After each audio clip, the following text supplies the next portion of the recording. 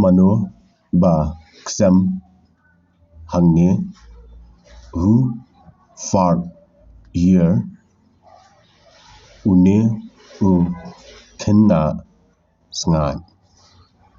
This obese boy la the bam are you? What did he eat?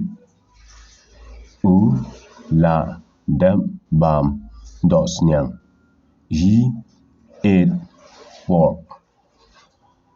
Kat nu pliang bam. How many plates he ate?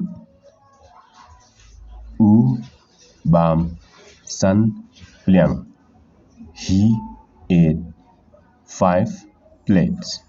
He ate 5 plates.